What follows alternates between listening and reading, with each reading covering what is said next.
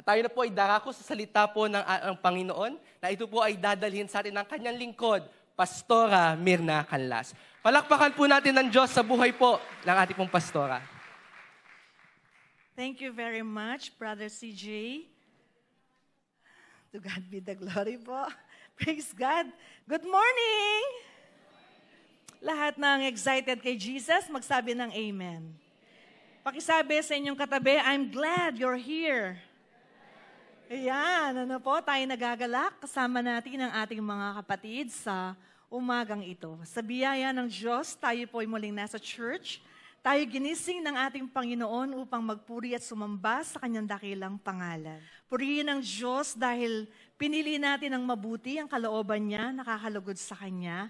Alam natin ang Holy Spirit ang siyang nagtagumpay sa buhay natin dahil wala tayo sa mall, wala tayo sa party, wala tayo kung saan-saan, kundi tayo ay nasa presensya ng ating Panginoon. Pakisabi sa inyong katabi, congratulations.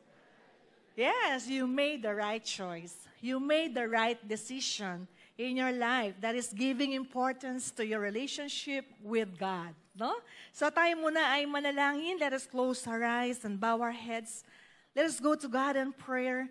Let us be more grateful to what the Lord had done for you in the whole week. He's so faithful. He's so good. He didn't leave you nor forsake you. He blesses you with lots of blessings, different kinds of favor from the throne of grace. We have all the reasons to rejoice and to be grateful to God. He is so good to each and every one. Father, in the name of Jesus, we're so much grateful to you, O God, for your reality in our lives, for the faithfulness of your word and of your promises that are being fulfilled in our lives. This morning, we want to give our best worship to you by giving our full attention to your word, to your voice. Speak to us, O God. Continue to strengthen our faith and inspire us more to serve you with our best. Let everyone be touched by your presence and receive whatever you have prepared for all of us. Nobody leaves this place, O God, empty-handed, but everyone will be blessed and encounter your holy presence, your powerful presence, Lord, in our midst. We claim victory upon victory for the glory and for the honor of your name. This is our prayer, full of thanksgiving and gratitude. In Jesus' name, amen. A mighty clap offering for Jesus. Thank you, Lord. Sabihin po natin, thank you, Lord. Isa pa po, hallelujah. One more time, praise the Lord. Thank you so much po. So tayo po ay nasa knowing God, El Elyon, the sovereign God who reigns supreme. El Elyon, most high. Most high. Welcome back po sa ating series, Knowing God. Natapos tayo sa ating season 1 with a very much challenging question na ibinigay po sa atin. Do you know the God you believe in? It's not enough that we serve and we believe in God. We need to know the God we believe in. Another question was given to us, can we truly know God? At tayo naman po sa season 2, ipinapakita sa atin na makikilala natin ang Panginoon ng lubusan by knowing God through His names. No? Kaya lahat ng nag-enjoy sa pag-aaral ng pangalan ng Diyos ay magsabi ng Amen. Napakaganda ng feedbacks na aking naririnig. Nagiging bukang bibig po nila yung pangalan ng ating Panginoon.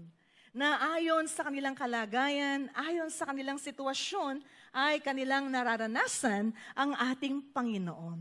No, pinopost nila sa FB, sa kanilang anong tawag dito, yung iba't ibang kaparaanan na kung saan po sila ay nakakapag-post. Ano po, yung nagma-My Day po sila. Makikita mo El Shaddai, makikita mo Adonai, makikita mo Elroy, makikita mo yung mga pangalang tinuturo sa church at nagiging katunayan sa ating mga buhay. Maaaring hanggang ngayon, kayo po ay nagtatanong sa inyong mga sarili, bakit kailangang magpakilala ang Diyos sa iba't ibang klase ng mga pangalan at titulo? Yung po ninyo, ang Diyos natin ay napakadakilang Diyos. Ang Diyos natin ay makapangyarihang Diyos. At sobrang mahiwaga at mapaghimala ang ating Panginoon. Actually, kulang ang isang pangalan upang lubusan natin siyang makilala sa ating mga buhay. Kapag nagpapakilala siya sa pamamagitan ng maraming pangalan at titulo. Alam po ninyo, number 1, God's names reveal His character. Every name of God tells us something unique about who He is and what He does for us. He is our Elohim, our Almighty God, the Creator God who makes things happen for all of us. The names of God reveal His relationship with us. Each name shows how God relates to His people in different situations. He is our Adonai, the ruler, the master, the Lord, the owner of our lives. Ang kagandahan pala, when you make God your Adonai, the ruler, the master, the owner of your life, God becomes your shield and your great reward. Amen? Gustong-gusto natin yun. Hindi kawalan na pinapasakop natin ang ating buhay sa Panginoon. Hindi kalugihan na ginagawa nating Panginoon ng buhay natin, ang Adonai, ang Panginoong Jesus, the Lord, the ruler, the owner of our lives. Siya ay nagiging great reward and shield ng bawat isa sa atin. No? God's name reveal His relationship with us. Each name shows how God relates to His people in different situations. No? So He is our El Shaddai, the God Almighty, who is more than enough, more than sufficient. Sino kaya dito yung napakaraming pangangailangan? Ang dami mong request kay God. Ang daming problema. Ang dami pang gustong maabot sa buhay. Ang dami pang gustong makamit sa buhay. Matanggap mula sa Panginoon. Alam niyo po, Jesus, our El Shaddai, is more than enough, more than sufficient. Hindi po siya magkukulang. Gaano man kalaki, gaano man karami, yung pangangailangan natin. At siya po ay magpapakilala at magpaparanas sa bawat isa sa atin. Amen? Palakpakan natin ang ating Panginoon. The God who is unlimited and have the capacity and strength to make things happen. Every name is a reminder that God meets us right where we are. Pinapaalala nito, doon tayo kinakausap, kinakatagpo ng Diyos kung nasaan man po ng sitwasyon at kalagayan ang ating mga buhay. No? Pinapakilala niya ang kanyang sarili.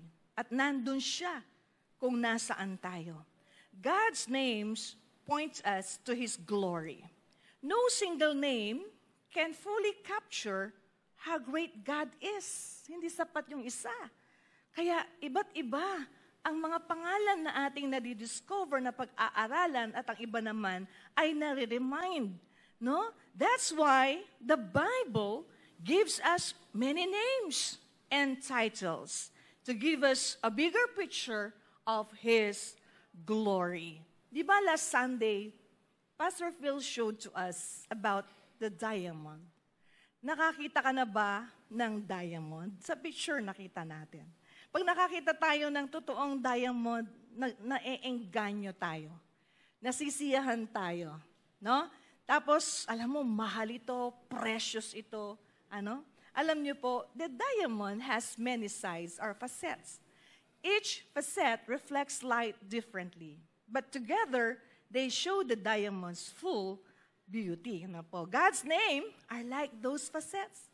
They reveal different aspects of His beauty and majesty. The more you know His names, the deeper you know His heart. Nalalaman mo, nakikita mo kung ano ang nasa puso ng Panginoon. Na-discover natin ilang weeks pa lang na ang kagandahan, kadakilaan at kapangyarihan ng kanyang pangalan ay para sa iyong at sa aking kabutihan. Amen po? Hindi para sa ano, hindi para saan, kundi para sa iyo at para sa akin. Na kung anumang problema, pangangailangan, kalagayan, sitwasyon ng buhay natin, nagiging totoo ang Diyos sa ating mga buhay. Ano po? Kaya mga kapatid, lahat ng nagagalak at natutuwa dahil marami kayong nalalaman na mas malinaw pang kaalaman patungkol sa Diyos ay magsabi ng Amen. Amen! Every name of God is a door to a new revelation of who He is and what He is to us. Kaya sa araw na to, we will study specifically another name of God that will remove all your fears and worries in life. Ano po ba yung kinatatakutan ninyo sa oras na ito?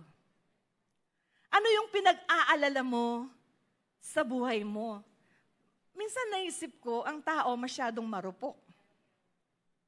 Hindi pa dapat problemahin, pinoproblema na. Hindi pa dapat isipin, iniisip na. Example, kumakain ka ng almusal. Ano naman kaya yung lunch natin mamaya? Hindi pa naubos yung almusal, iniisip mo na yung lunch. Tapos habang nagla-lunch ka, ano naman kaya yung dinner mamaya? No? Ang bilis nating mag-alala at nag-iisip kung ano na naman yung susunod. Kung minsan, nagtatrabahong mabuti yung asawa mo, kumikita ng maayos, biglang iisipin mo, paano kaya pag wala na siyang trabaho? Ba't mo iniisip yun? Naka-abroad, kumikita ng dolyar, ng pounds, ng iba't ibang uri ng pananalapi. No? Na-discover ko yung pounds pa lang, taas ng palit. No? So, tapos habang naghahanap buhay siya, iniisip mo ngayon, paano na pag di na naka-abroad ang tatay niyo, kawawa naman tayo. Paano na kung wala na yung business natin? Nag-iisip na rin lang tayo, bakit negatibo pa yung iniisip natin? Na nagkikreate ng fear, ng worry, ng panic sa puso natin. Mga kapatid, sa oras na ito, anumang nananakot sa puso mo, anumang nananakot sa isip mo, wawasakin, aalisin ng ating El Elyon sa oras na ito. Palakpakan natin ang ating Panginoon. At ang napakaganda, as we study El Elyon, God will strengthen our faith. Ayaw ni Lord na humihina yung faith natin. Ayaw ni Lord na nawawala yung faith natin sa Kanya.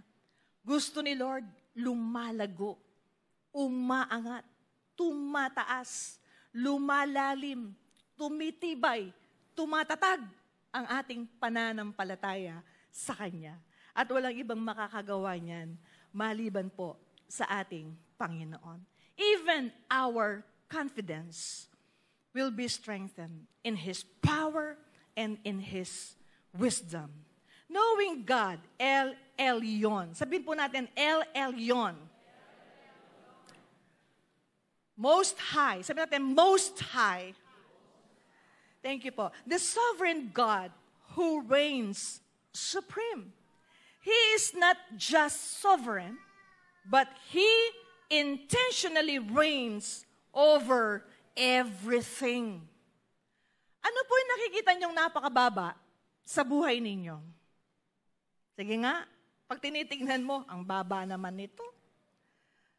Mababang moral, mababang kita, mababang pera, mababang trabaho, mababang income, puro mababa. Anong mababa ang pinagdadaanan mo ngayon sa buhay mo?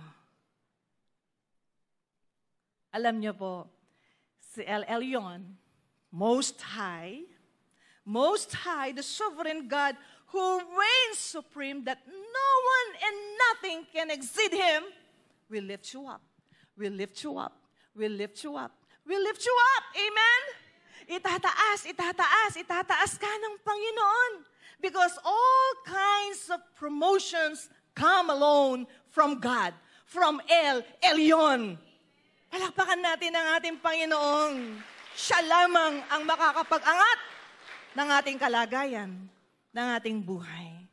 Huwag mong ikalungkot kung ikaw ay nasa mababang kalagayan ngayon ng buhay mo. At yung mga nasa mataas na kalagayan, huwag kang mag-alala. Itataas ka pa ng ating Panginoon. I-enjoy mo lang yung journey mo. God is in the business of exalting His people.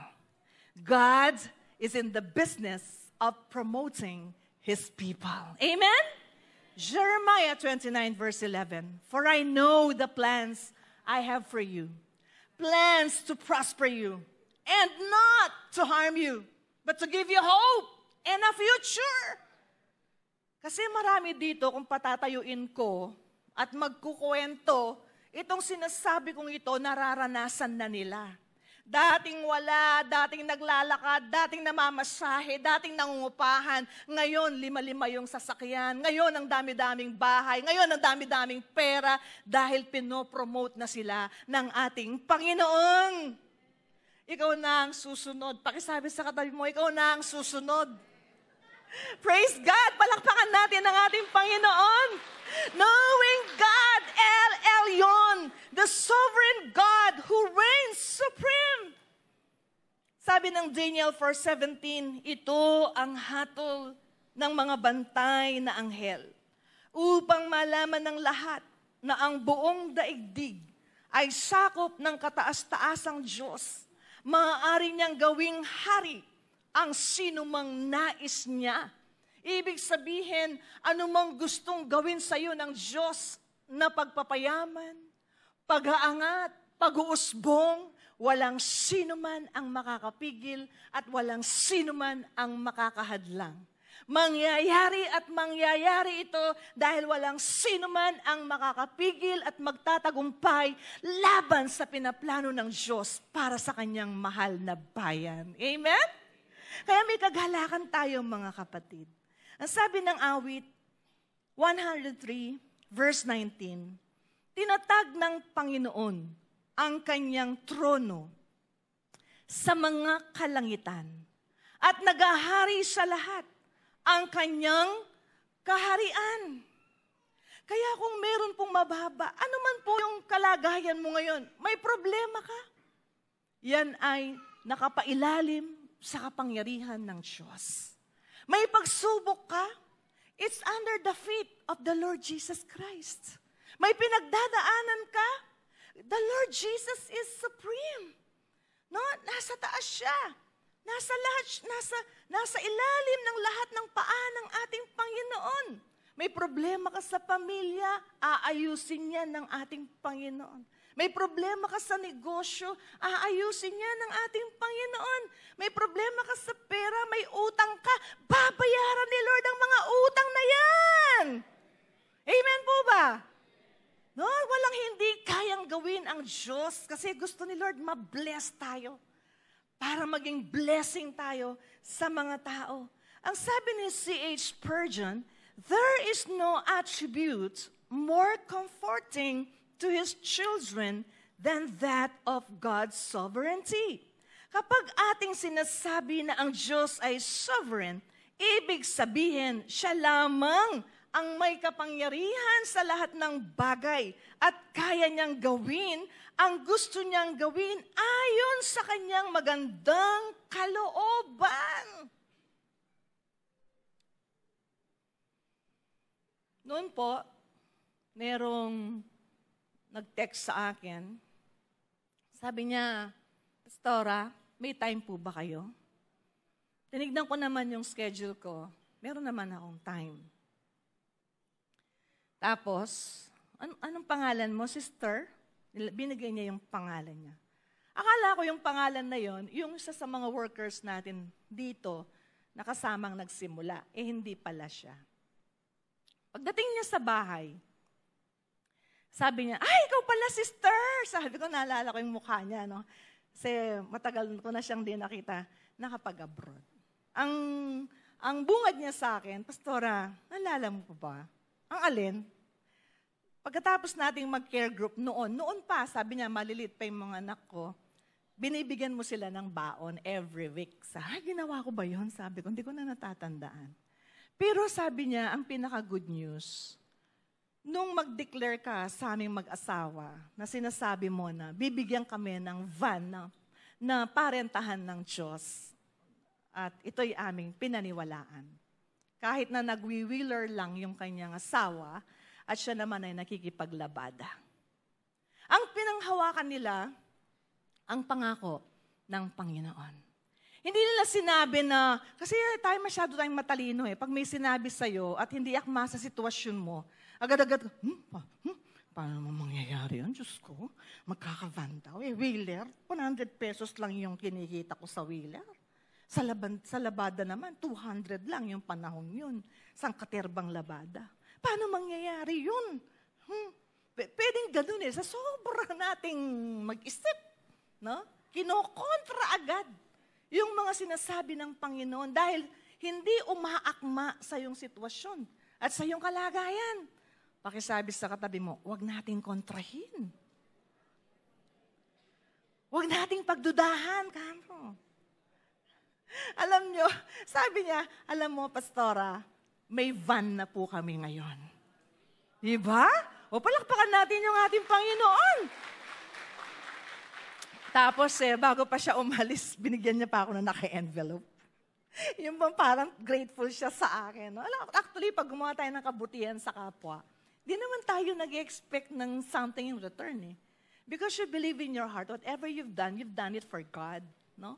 So, syempre, grateful naman ako kasi binless niya ako. Mas grateful ako dahil inangat ng Diyos ang kanilang kabuhayan. Pakisabi sa katabi mo, susunod ka na. Amen? Palakpakan natin ang ating Panginoon. No? Praise God. El Elyon. Kayang-kaya yan ni El Elyon. Huwag mo sabihin, bata ka lang. Age doesn't matter. Huwag mo sabihin, matanda ka na. There is no limit when God moves. Amen?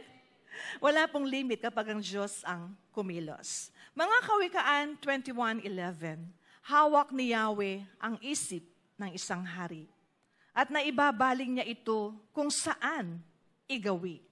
The big question is, kung ang Diyos ay sovereign, kung siya ang El Elyon, ang kataas-taasang Diyos, bakit may kasamaan? Bakit may paghihirap?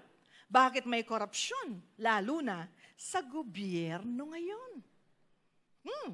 Bakit hindi niya pinipigilan? Siguro po ang ilan sa atin ay nakakaranas din ng mga injustices sa buhay natin. Ng mga unfair treatments sa atin. Maring may nagsalita ng di maganda sa'yo, sinaktan ka, niloko ka, ninakawan ka, hindi ka pinansin, binaliwala ka, kinuha yung para sa'yo, ninakaw yung para sa'yo. No, may nagawang hindi maganda sa'yo, iniisip mo, napaka-injustice naman, napaka-unfair naman yung nangyayari sa buhay ko. Alam po ninyo, sa ating pagkaalam sa kanyang pangalan, na ibig sabihin ng pagiging El Elyon ng Diyos ay kung paano tayo dapat magtiwala sa Kanya. What does it mean that Yahweh is El Elyon? Ano ang ibig sabihin nito sa buhay natin? El Elyon reigns supreme. No? El Elyon means God reigns supreme. Nasa pinakamataas na sukdulan ang kalagayan ng ating Panginoon. The Lord has established His throne in the heavens, and His kingdom rules over all. And Psalm 103 verse 19. Ibig sabihin, wala na pong mas mataas pa sa Kanya. Kahit ang pinakamakapangyarihang presidente, hari o diktador ay pwedeng lumampas sa kapangyarihan ng Diyos. Napakarami nating kilalang powerful with position, authority, wealth, pero wala naman pong impact sa buhay ng mga Kristiyano. Pero si Jesus, ang ating El Elyon, ang ating Diyos, kung sino siya at ano siya, may dating sa buhay natin. May pagkilos, may paggawa sa ating mga buhay. Our God is not just a local God. He is the God of heaven and the God of the earth. Ang tanong, kung siya ay sovereign, bakit umiiral at may kasamaang nangyayari sa mundong ito? Bakit nananaig ang kasamaan? You know, evil, pakinggan niyong mabuti to, evil exists because of human free will. Nag-e-exist ang kasamaan dahil sa sariling pagpipili ng tao. Hindi po tayo robot. Meron tayong free will. Mga rational beings po tayo. Binigyan tayo ng kalayaang pumili, kalayaang magpasya, sumunod, o kaya'y magrebelde. Meron tayong pagpipili. Pipiliin ba ang korupsyon? Pipiliin ba ang kasakiman? Ang opresyon? Alam mo, lahat ng ito nag-exist dahil sa maling pagpili ng tao. Pero nung sabi ng Panginoon sa Deuteronomy 30 verse 19, I have set before you life and death, blessings and curses. Now, choose life. Nasa tao ang pagpipili. Galatians 6:7, huwag kayong padaya. Ang Diyos ay hindi maaaring lokohin. Sapagkat ang anumang ihasik ng tao ay siya rin niyang aanihin. Kaya may masama. Choice po kasi nila yun eh. Dapat tayong mga mananampalataya, ang choice natin, yung kalooban ng Diyos. Yung ayon sa salita ng Panginoon. Magtanim tayo ng magtanim ng kabutihan araw-araw. Pagising pa lang natin sa umaga, magtanim na tayo ng kabutihan. Magpakabuti na tayo. Mag-isip na tayo ng mabuti. Magkaroon na tayo ng pakiramdam na mabuti. Magkaroon na tayo ng kilos na mabuti. Magkaroon na tayo ng pagnanasang mabuti. Kumbaga sa buong maghapon, dahil meron tayong free will, that free will be used in choosing what is good, upright, and acceptable in the sight of God. Amen po? Kaya kahit meron tayong free will, no, hindi natin hahayaan na ang evil. Kasi choice yan eh. It's a really choice. Desisyon talaga kung ano yung gusto mong mangyari sa buhay mo. Mabuti ba o masama? No? Kaya nag-e-exist ang kasamaan dahil may mga taong namimili ng masama. Masama ang kanilang pinipili. No? El Elyon can turn evil into good. Kaya meron tayong memory verse, favorite verse sa Romans chapter 8, verse 28. Alam nyo itong verse na to, para kanino itong verse na to? Hindi po yan basta-basta para kung kanino, yung Romans 8, verse 28. Hindi pwedeng i-claim yan basta-basta. No?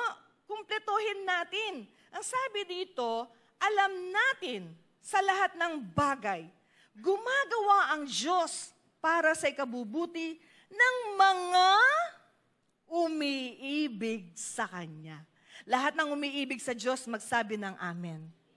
Ngayon, pag iniibig mo ang Diyos, hindi magandang nangyayari sa buhay mo, parang walang patutunguhan, pag mahal mo ang Diyos, pwede mong panghawakan ang mga talatang ito na all things work together for good to them that love God and who were called according to His purpose. Amen po? Kaya anumang mangyari, panatag ang ating kalooban. Dahil masama man yan, kayang-kayang ibigay ng Diyos yung mabuting nakatago doon para ikaw ay mapabuti. Alam niyo po, naalala ko, sa 6:30 service, after the service, may nagpa-pray po sa akin. Malungkot, naiiyak. Pastora, pwede po bang magpa-pray sa inyo? Opo naman, sabi ko. Pag-upo niya, ang bungad niya sa akin, Pastora, kamalas-malasan po yata naming pamilya. Sabi, bakit niyo po nasabi yun? Sabi ko, wala pong malas sa mga anak ng Diyos. Hindi po tayo malas. Bakit mo naman nasabing malas kayo? Kasi po, nag-apply sa New Zealand yung aking mister. Lahat ng kasama niya, nakaalis na po. Siya na lang ang nag-iisang naiiwan dito sa Pilipinas. Kung kayo ang tatanungin ng sister na yun, anong sasagot po ninyo? Kung minsan, kailangan yung sasagot mo galing kay God para mawala yung kaisipan na hindi maganda. No? So, pareho lang naman ang binayaran, pareho ang ina-applyan, parehong requirement, parehong ginastos, parehong ina-applyan na trabaho, nakaalis na lahat, pero siya ay hindi nakakaalis. Sabi ko, sister, delays are not meant for denials. God is doing something in your life and in your family. Jeremiah 29 verse 11, then pinag-pray, tapos na, naghiwalay na kami. Lumipas na yung mga panahon, hindi na kami nagkita, 8:30 na yata nag-aatin. Tapos sa bandang hapon naman, meron na nagpa-pray sa akin, nilulusob sila ng may tabak nung kapitbahay. No? Talagang nilusob. Nagpa-pray na naman sa akin yun. O nano ko yung pakibat ko, tabakan niya naman, o makanano. Di ba? Kung minsan, yung parang nakaka-provoke yung mga tao yung they are threatening your life. Lulusubin ka sa iyong bahay, sa iyong pamilya.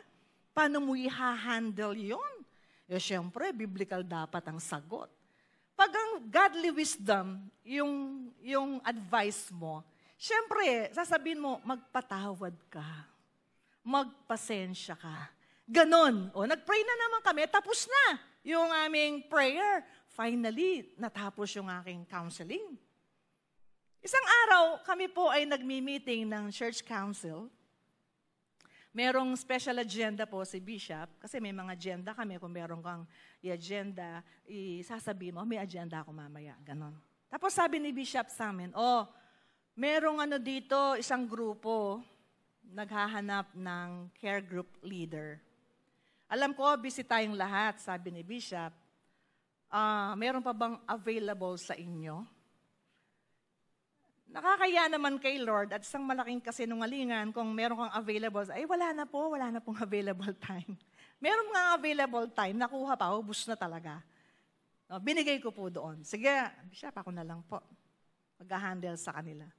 Alam po ninyo, first meeting namin, nung kami nandito sa, yung puro pizza yung tinitinda, dito sa May Dolores, yung papasok na ganon. Mary, ano yata? O yun, wala na yun, nagsara na. No? Nagsara na yun. No? Gusto ko pa naman kumakain doon. Alam nyo, nung i-meet ko sila, yung nandoon, yung pinag-pray ko ng 6:30, yung pinag-pray ko ng 4 o'clock, abay, kayo pala, sabi ko. Kayo pala yung naghihingi ng care group? Sabi ko. Ikaw, sabi ko, nagpa-pray ka. Hindi mo na ako binalitaan. Ano nang nangyari sa asawa mo? Sabi ko, ay, pastora, sabi na. Totoo nga. Praise the Lord. Dati-dati malas kami nagkakalaguran niya. Praise the Lord, sabi niya. Bakit? Sabi ko, alam mo, pastora, lahat po ng mga naunang umalis, napakalayo po ng kanilang destino. remote area sa New Zealand, sabi niya.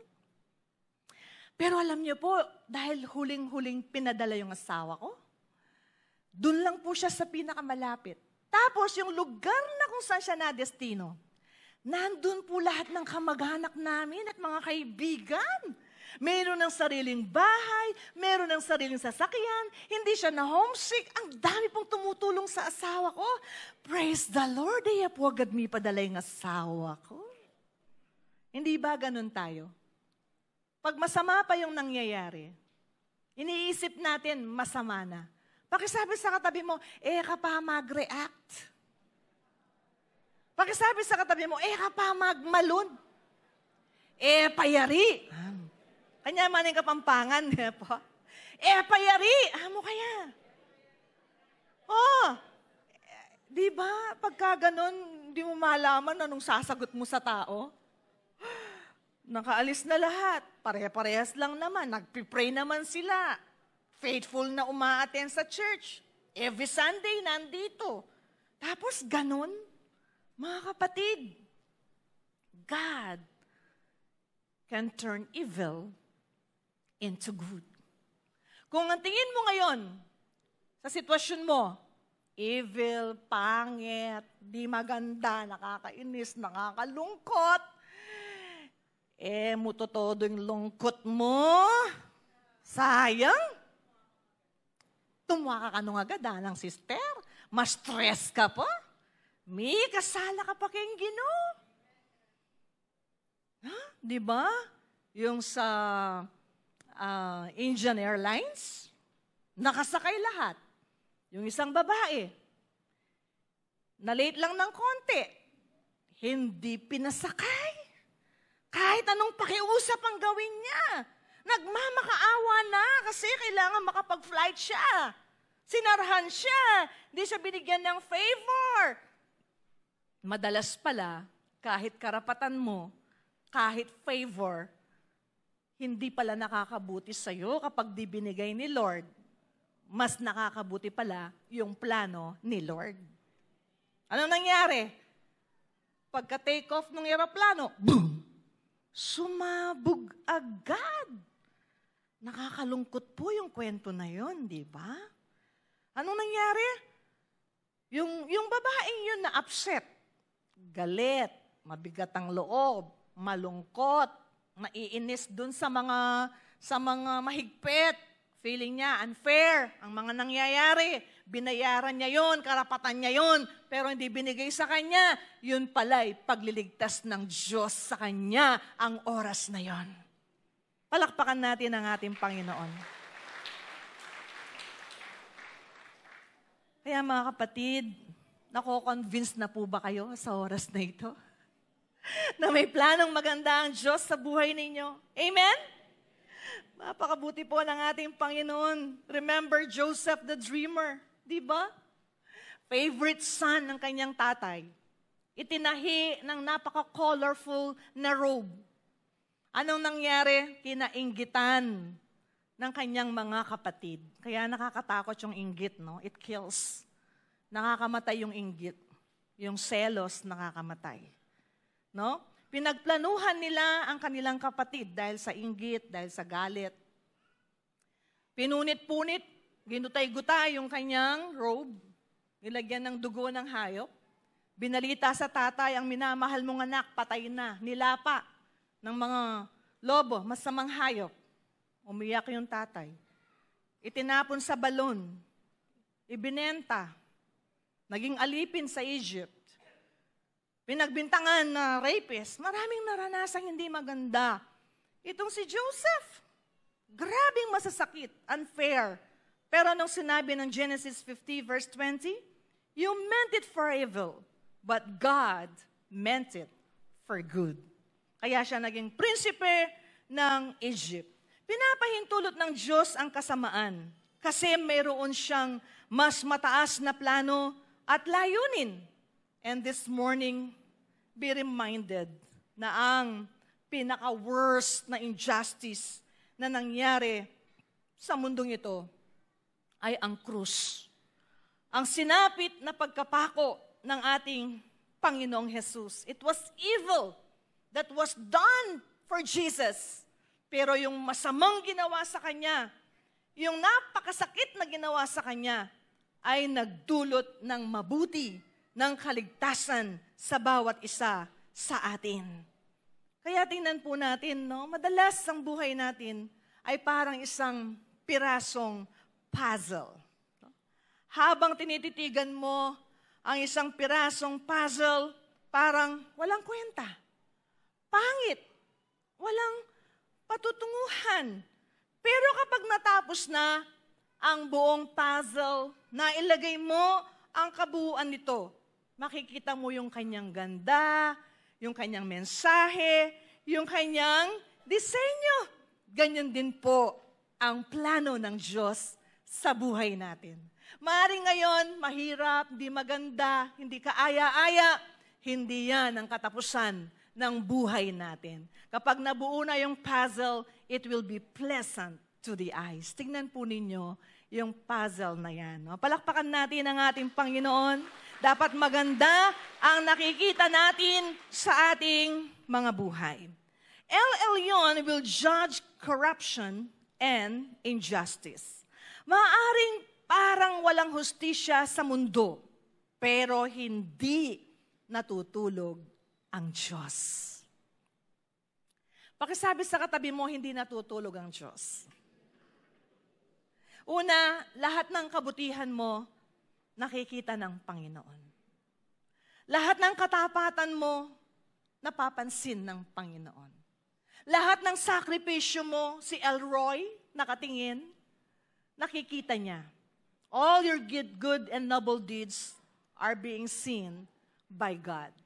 Wala mang pumalakpak sa'yo, wala mang mag-appreciate sa'yo, walang tumapik sa balikat mo, walang magbigay ng medal, ng certificate, ng trophies, ng plaques, ng applause. Wala. Pero tuloy-tuloy mo pa rin ginagawa yan. It's just okay. Nakikita ka ng Panginoon. Ang tunay na boss, Colossians 3:25, ang tunay mong pinaglilingkuran, hindi ang asawa mo, hindi ang mga anak mo, hindi ang boss mo, hindi ang mga ibinigay na responsibilidad sa iyo ng Diyos. Ang tunay mong pinaglilingkuran ay walang iba, kundi ang Panginoong Hesukristo. At nakikita niya lahat ng mga sakripisyong ginagawa mo. Your love, your care, your generosity, your sacrifice, extra mile, everything you do for the glory of God is being seen by the Lord. At ang sabi niya, siya ang magbibigay ng gantimpala sa iyo. Amen? Nothing is futile. Nothing is vain. Lahat ng yan ay gagantimpalaan ka ng ating Panginoon. At yun namang mapanlamang. Yung mga nanloloko, tuwang-tuwa, humahalakhak, kumita ng salapi dahil sa maling paraan. Dahil sa pagsisinungaling, panloloko, pagdarambong, pagnanakaw. They are living in luxury at the expense of other people. They are living in luxury para maapi ang ibang tao. At pumapalakpak sila dahil nakaligtas sila sa tao. Nakapagtago sila sa tao. Nakatakbo sila sa batas ng Pilipinas, mga kapatid. Hindi sa Diyos. Sana ma-born again sila. Sana makilala nila ang ating Panginoon. Kawawa naman po sila. Kung ikaw mahirap ngayon sa tingin mo, wala kang magandang kotse, wala kang mansyon, wala kang maraming pera, okay lang yan. Dahil ikaw ay papuntang langit. Ang mga mayayamang walang Diyos sa katawan, mabilis manloko, magsinungaling, magnakaw, mandarambong, kawawa po sila. Sila ang tunay na kawawa. Nag-i-enjoy sila ngayon, pero kung hindi nila makilala ang ating Panginoon, sa impyerno naman po, ang bagsak po nila, kawawa po. Sana may umabot po sa kanila yung mga Kristiyanong kapitbahay nila, kasama nila sa opisina, sa trabaho, ay ma-sharean sila para mawala ang pagiging sakim, pagiging makasarili, pagiging magnanakaw, mandaraya, mandarambong, pagsisinungaling. Lahat ng yan ay mawawala kapag na-encounter nila si Jesus Christ, ang ating El Elyon. Babago ang buhay po nila. Maaring walang hustisya sa mundo, pero hindi natutulog ang Diyos. Daniel 5, ang hari na si Belshazzar, nagmalaki at isang gabi natapos ang kanyang kaharian. Very sad naman po ito. Nagmalaking minsan, agad-agad natapos ang kanyang kaharian. Parang mga pinapanood natin sa FB, di ba? Nagpa-interview ka lang para parang ipagyabang ang kayamanan mo. Ipakita yung malaking mansyon, maraming sasakyan na napakamahal, na may magandang payong, yung mga ganon. We're not defiling or degrading them. Pero sa panonood sa buhay ng ibang tao, natuto tayo paano pumili ng tama, magdesisyon ng tama sa buhay na ito pag nakita natin yung resulta ng kanilang mga pagpipili sa buhay. Parang feeling ko, nagpa-interview lang para ipagsigawan sa buong mundo kung gaano kayaman. Ngayon, isang iglap lang, nawala na ang lahat.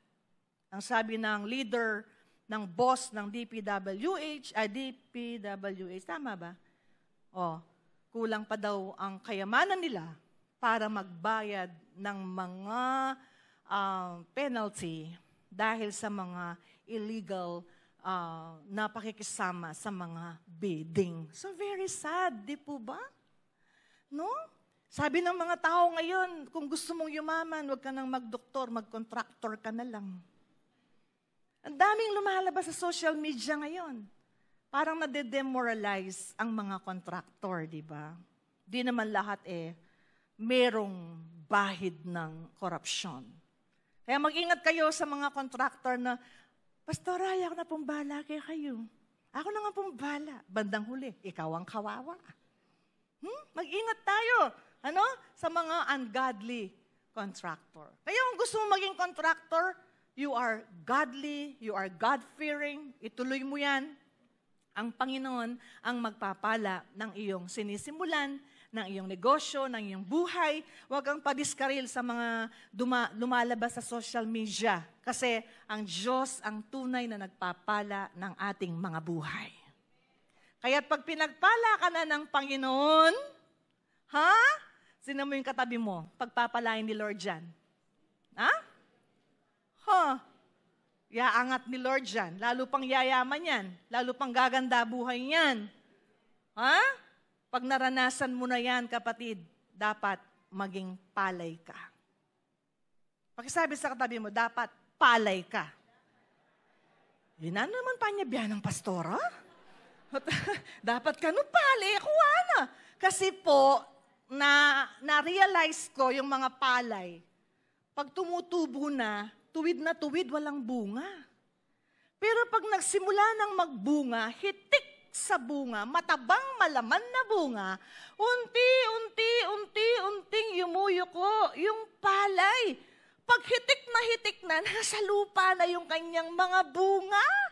Kaya ikaw, pag hitik ka na sa bunga, hitik ka na sa tagumpay, hitik ka na sa pera, hitik ka na sa lahat ng bagay, maging palay ka. Amen po ba? Abang mamang biyas ka niyan, ayaw, nasiya. Aga na, sabi ng pastora, maging palay taka do. Pakisabi sa katabi mo, maging kawayan ka. Nano na naman yung pasabi ng pastor. Kasi po yung kawayan, pansinin nyo, habang maliit, tuwid na tuwid. Bakit pag lumaki yung kawayan, bumabaluktot, nagiging ganyan. Kaya maraming nakukuhang yung nilalagay sa mga kalabaw at baka, di ba? Kasi gumaganyan po yung kawayan. The more na pataas ang kawayan, pababa ng pababa yung kanyang ulo, yung kanyang pinakadulo. Kaya ikaw, ready ka na bang itaas ni Lord? Habang pataas ng pataas ang kabuhayan mo, pataas ng pataas ang posisyon mo, pataas ng pataas ang income mo, pataas ng pataas ang mga kayamanan mo, ang mga ari-arian mo, maging kawayan ka. Amen po? Dahil ang mga nagpapakumbaba, itinataas ng Diyos. Ang mga nagpapakataas, ibinababa ng Diyos. Kaya mga kapatid, walang aalisin sa buhay mo. Huwag ka rin mainggit kapag yumayaman ang mga masasama. Do not fret because of evildoers, for they will soon wither like grass. No? Kaya huwag mong kainggitan ang mga yumayaman sa masamang paraan. Ang magpapasasa sa kasamaan, may araw din sila. Hindi sila makakatakas kay El Elyon. Our response to El Elyon's sovereignty, una, trust Him, even if you don't understand. Pagtiwalaan mo siya kahit hindi mo naiintindihan.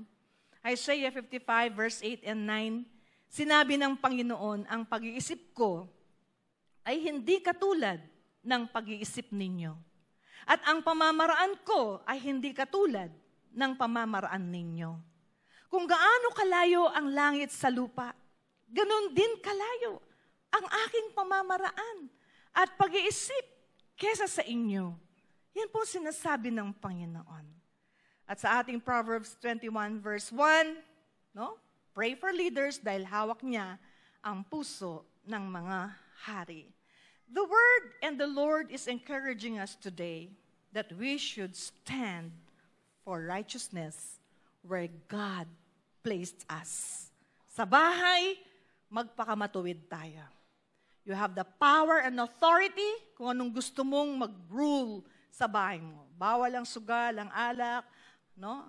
Ang sigarilyo, bisyo, away-away, masamang salita, no? Bawal yan sa loob ng bahay. Bawal ang kabusitan, no? Kasi gusto mo righteousness ang nasa loob ng bahay. Pag nasa trabaho ka, ikaw ang pinakamatapat, pinakamasipag, pinakaaasahan ng iyong boss. Kahit masungit ang boss mo, hindi mo siya tinichismis, hindi mo siya sinisiraan. Ginagawa mo yung part mo, maaasahan ka ng boss mo, tapat ka, mabuti ka, ang Diyos ang mag-aangat at magpapala sa iyo. No, stand for righteousness sa komunidad. Saan man tayo dalhin ng Diyos kahit walang nagbabantay sa atin?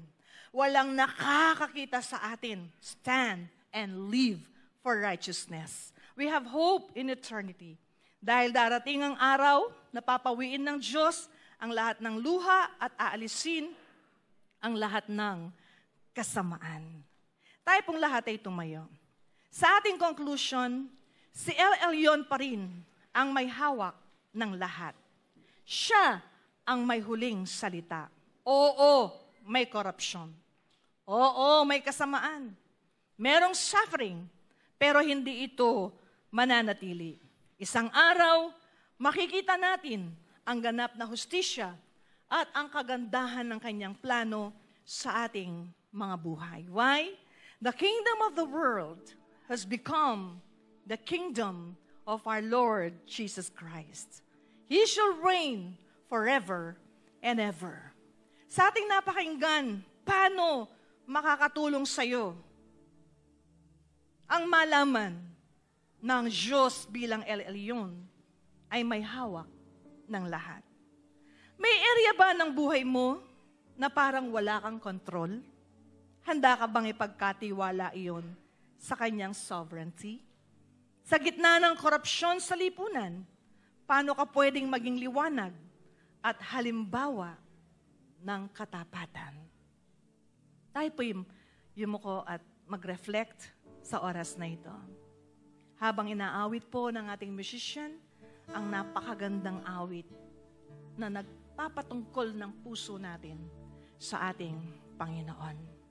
While singing this song, let us have a soul searching. At tingnan natin, ano pa ba yung dapat nating ipasakop sa ating Panginoon. Hallelujah. Nanunumbalik sa iyong paglinga, dinadalangin ang iyong pagtanggap, hinahanap ang iyong katwiran, iyayakap ang iyong kalooban, nanunumbalik sa iyong paglinga,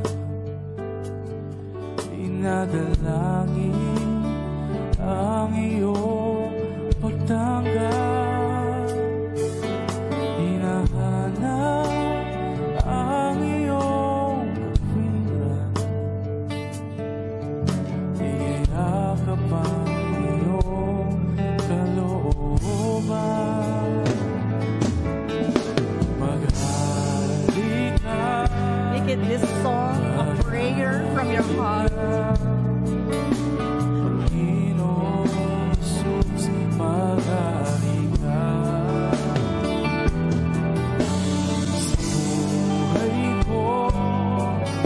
Sa puso ko, Panginoong Jesus, maghari ka. Nanunumbalik sa Let us iyong raise our hands paglinga, in the presence of the Lord while allowing Jesus ang to iyong reign pagtanggap. in every area of our lives. Hinahanap ang iyong katwiran, iyayakap ang iyong kalooban.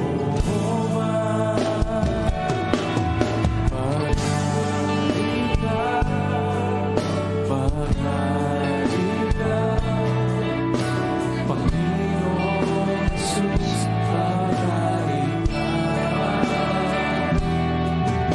Sa buhay ko, sa puso ko, Panginoon Jesus, maghari ka.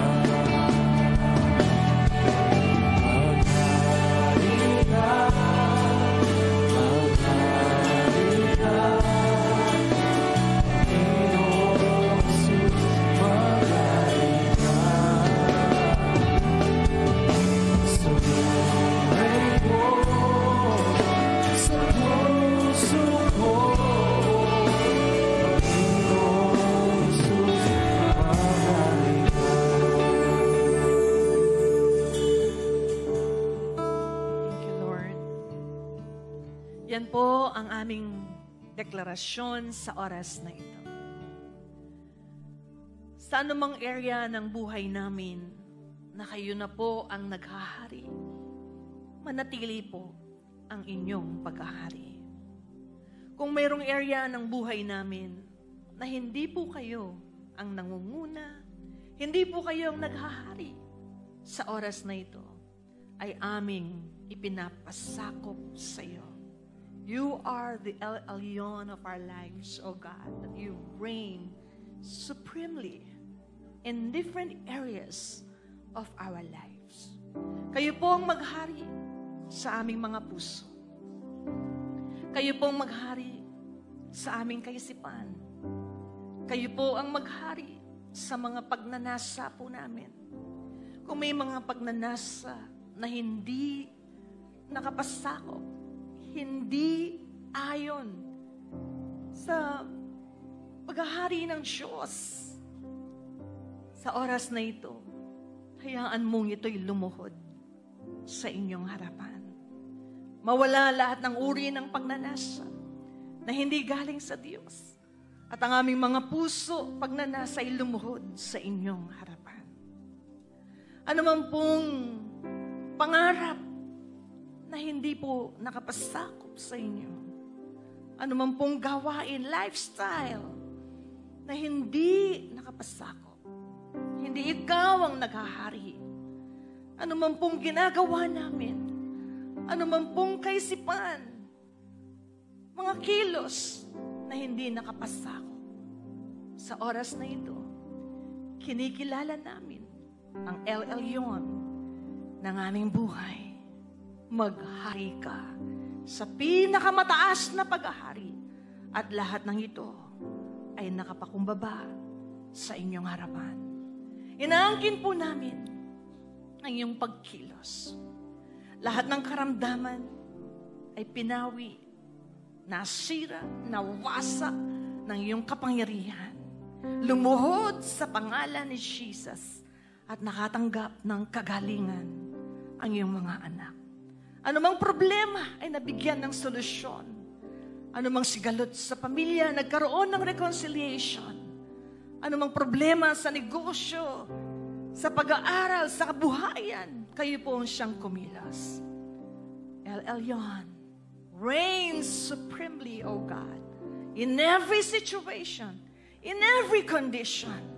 Ikaw po ay maranasan ng bawat isa. Salamat po sa oras na ito. Inaangkin namin ang katagumpayan ng iyong paghahari sa aming mga buhay. Wala po kaming dapat ipangamba, wala po kaming dapat ikatakot o ikalungkot, sapagkat ikaw ang Diyos na makapangyarihan na aming pinagkakatiwalaan, sinasamba, pinupuri, niluluwalhati sa aming mga buhay. We give you praise, O God, and we give you glory. In Jesus' name, amen. Palakpakan natin ng malakas ang ating Panginoon. Good morning, church. Go with God and He goes with all of you.